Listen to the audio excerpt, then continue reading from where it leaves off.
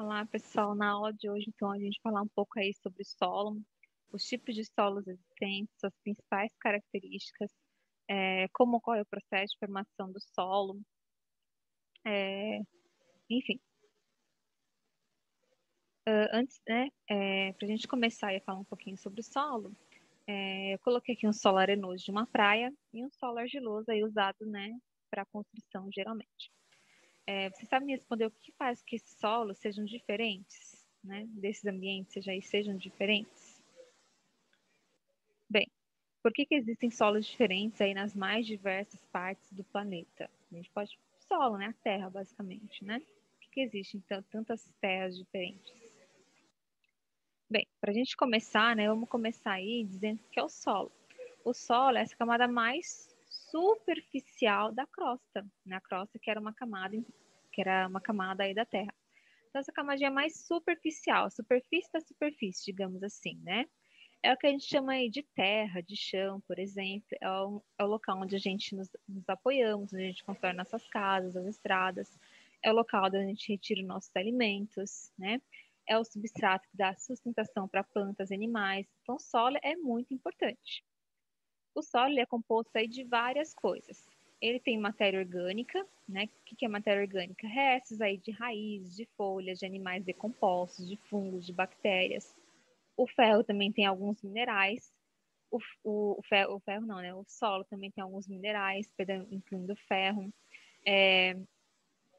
Solo também tem água. Alguns solos um pouco mais de água, outros menos água, mas sempre tem um pouquinho de água.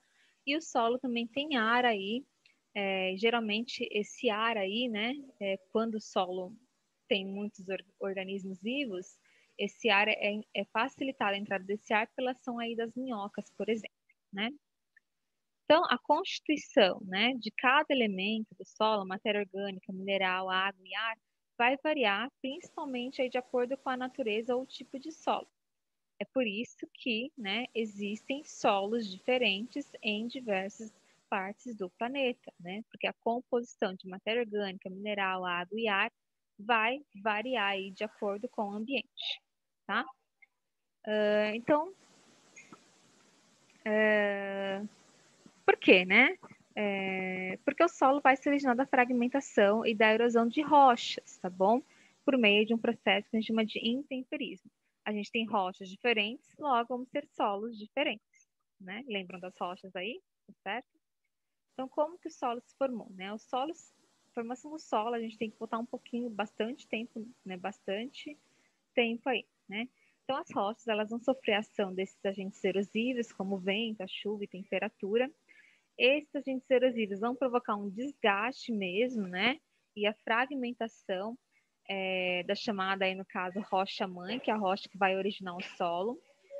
Depois disso, vão aparecer alguns micro-organismos que vão se instalar nessa rocha toda fragmentada.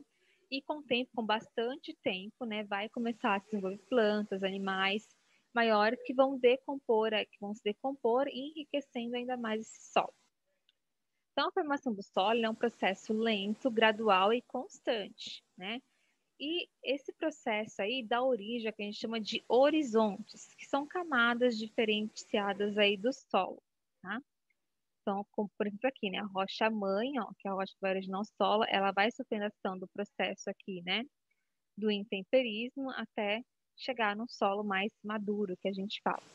Para vocês terem uma ideia, 1 centímetro de solo, né, leva cerca de 100 a 400 anos para se formar. Então, é um processo bastante lento.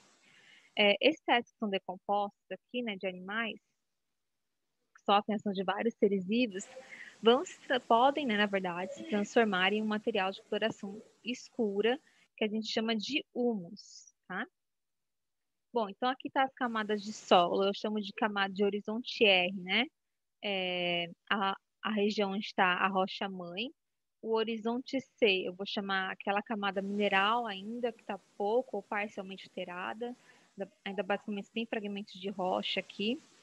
O horizonte B é uma camada mineral, ainda também pobre em matéria, tem matéria orgânica, mas ainda é muita matéria orgânica, mas já tem bastante minerais aí, tá? No horizonte A, é onde eu encontro aí, né, também bastante matéria orgânica, assim como no horizonte O, tá? O solo, né, como eu disse, ele pode ser permeável ou não à água, tá? Então, no solo há grãos minerais, como a gente viu, e esses grãos são os fragmentos da própria rocha que originou, da rocha-mãe. Entre esses grãos, né, pode haver espaços onde o ar circula, e esse espaço permite aí a respiração dos seres vivos que vivem dentro desse solo, por exemplo, né? E também esses espaços determinam a quantidade de água que o solo vai poder reter. Então, solos com partículas finas e bem juntinhas são solos que não retêm água, são solos pouco permeáveis. Agora, solos com partículas mais grossas, que têm maior espaço entre elas, são solos que retêm bastante água e por isso que a gente fala que é um solo bastante permeável, tá? Então, aqui, né, um solo com partículas mais grossas e separadas, solo muito permeável à água, e um solo com partículas fininhas e juntinhas, um solo pouco permeável à água. Então, né, queria ressalta-se aqui, né, que na superfície, como a gente viu, tem diferentes tipos de solo. A gente já sabe que esses diferentes tipos de solo são diferentes, porque têm origens de rochas diferentes. Agora, que tipos de solo são esses, né? Que características que esses solos possuem? É isso que a gente vai ver agora, né? Então, de acordo aí com os materiais que vão constituir o solo, eles podem ser classificados em arenosos, argilosos, umíferos, né, ou humosos e calcários. O solo umífero é um solo bastante fértil, um solo que retém água devido à grande quantidade aí de humus, né? Ele também vai ter certa quantidade de areia e argila. O solo argiloso, ele contém grande quantidade de argila, como o próprio nome já diz, e são pouco permeáveis à água. A água acaba empoçando nesses solos, perdão. Já os solos arenosos vão conter grande quantidade de areia, são muito permeáveis, são bastante secos e poucos férteis, né? Arenosos, tipo areia da praia.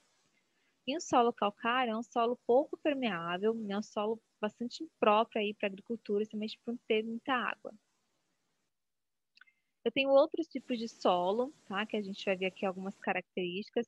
Então, eu tenho o tipo de solo aí chamado terra roxa, que é um tipo de solo argiloso de cor avermelhada. E essa cor avermelhada é por causa aí que a sua rocha mãe, né? São as rochas do basalto, certo? Ele é muito utilizado aí na agricultura de plantação de café, de algodão, laranja, cana-de-açúcar. É um solo bastante utilizado na agricultura, né? O solo tipo massapé é um tipo de solo argiloso também, típico aí do litoral nordeste brasileiro. Ele tem origem aí da decomposição de rochas metamórficas, tipo gneiss, ou rochas sedimentares, como a calcária, o que dá esse tom escuro, um pouco escuro para eles. E eles são próprios aí para o plantio de cana-de-açúcar. O solo tipo salmourão é um solo encontrado bastante na região sul, na sudeste também, centro-oeste brasileiro. Nele também há um acúmulo aí de argila, né? Eles são pouco permeáveis, são solos bastante ácidos e inférteis.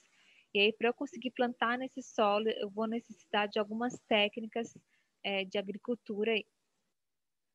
E os solos aluviais, né, são formados aí pela sedimentação de áreas de várzeas, né, áreas alagadas aí, e eu posso encontrá-los em diversos pontos pelo país, tá? E por hoje é só, pessoal, a gente continua na próxima aula.